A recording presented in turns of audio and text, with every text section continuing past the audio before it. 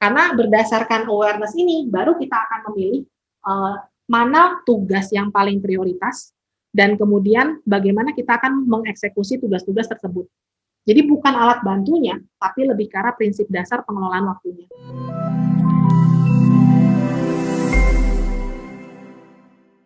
Work from home sudah menjadi perubahan yang tidak asing lagi bagi kehidupan kita. Ditambah lagi, teknologi terus berkembang dan berperan sebagai akselerasi dari kehidupan pekerjaan. Dengan bekerja dari rumah, waktu kerap dirasakan seperti tidak terbatas. Di sisi lain, future workers juga tetap harus memberikan performa terbaiknya dengan segala perubahan yang terjadi. Pekerjaan yang dilakukan dengan flexible working hours menuntut kita untuk tidak lagi melihat pada proses, namun fokus pada output apa yang bisa dihasilkan dalam batas waktu tertentu.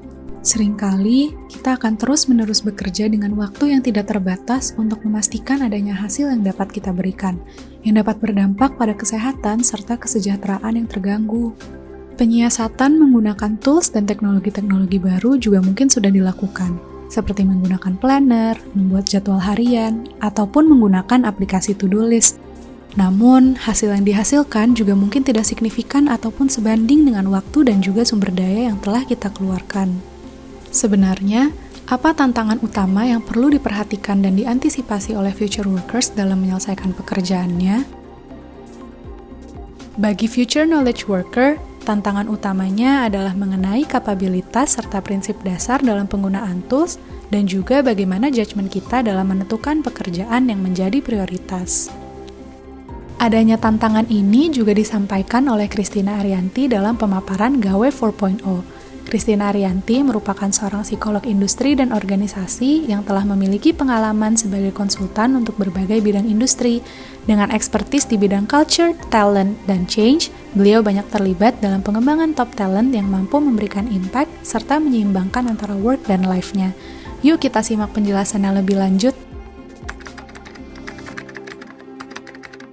Memilih tools yang tepat memang suatu tantangan, tapi ketika sebenarnya tools-nya tidak lagi jadi isu, sebenarnya yang paling penting adalah bagaimana orangnya sendiri.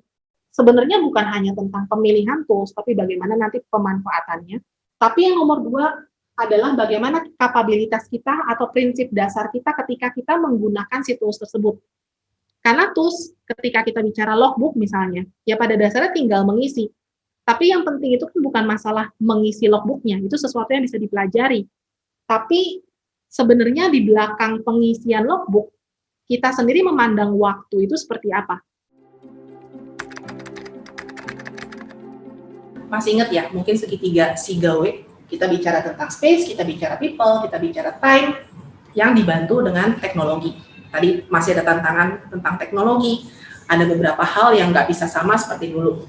Nah, tapi kalau kita bicara tentang future knowledge worker, kembali kepada definisinya, kita kan bicara sebenarnya adalah tentang bagaimana kita bisa, mungkin keywordnya di sini adalah get the right things done ya.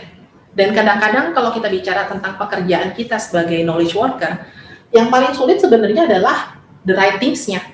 Bagaimana kita sepakat sebenarnya apa yang menjadi the right things untuk kita kerjain.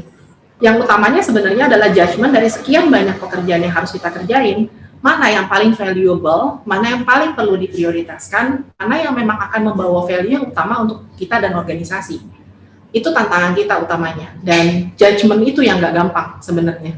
Karena tiap hari kita akan punya banyak banget pekerjaan yang tidak semuanya pada dasarnya perlu diprioritaskan, dan membuat judgment mana yang duluan, mana yang paling penting, mana alokasi 80% waktu kita perlu kita luangkan, karena itu yang 20% paling valuable, itu tantangan kita sehari-hari. Dan ujungnya kalau kita bicara di sini, kalau katanya si Peter Drucker sih, ya gimana caranya kita bisa mengelola diri dengan lebih efektif. Karena kalau kita bisa lebih efektif itu kan serving the objective ya. Kalau kita bisa nentuin tujuan yang benar, ya pada dasarnya jalan kita akan menuju ke sana. Lalu, bagaimana caranya kita bisa mengelola pekerjaan dan waktu secara efektif? Di sini kalau kita bicara tentang prinsip dasar, maka biasanya orang langsung lompat untuk pengelolaan waktu adalah ke arrangement di sini. Jadi merancang tugas, kemudian mengelola jadwal. Biasanya kalau kita bicara tentang productivity, dan kita nanya ke orang keyword apa sih yang lekat dengan productivity, itu biasanya adalah tentang to-do list. Dan bagaimana kita punya jadwal, kita punya agenda, kita punya planner, termasuk pada dasarnya adalah segala macam aplikasi yang lagi ngetrend, yang tujuannya adalah untuk membantu kita melakukan to-do list kita, reminder dan segala macam. Tapi kalau kita merunut balik sebenarnya kepada prinsip dasar untuk productivity, ini justru sebenarnya adalah nomor 2. Dan sebenarnya yang lebih penting dari itu adalah basicnya kita bicara tentang awareness. Sebenarnya bagaimana cara kita memandang waktu dan buat kita sebenarnya si waktu ini mau kita manfaatkan seperti apa. Karena berdasarkan awareness ini baru kita akan memilih mana tugas yang paling prioritas dan kemudian bagaimana kita akan mengeksekusi tugas-tugas tersebut. Jadi bukan alat bantunya, tapi lebih ke arah prinsip dasar pengelolaan waktunya. Kemudian terakhir, maka kita akan bicara tentang bagaimana kita justru secara kontinu melihat kembali cara kita mengelola waktu. Mungkin kenal juga sama quotation yang bilang kalau kita nggak pernah ngukur, pada dasarnya kita nggak bisa improve. Dan kalau kita bicara ini sebenarnya suatu hal yang minggu lalu sudah diperkenalkan, pada dasarnya yang kita perlu adalah melihat berapa lama sih waktu yang kita perlukan untuk mengerjakan suatu pekerjaan. Karena rasanya kan waktu kita tuh habis aja, padahal to-do list tuh udah ada.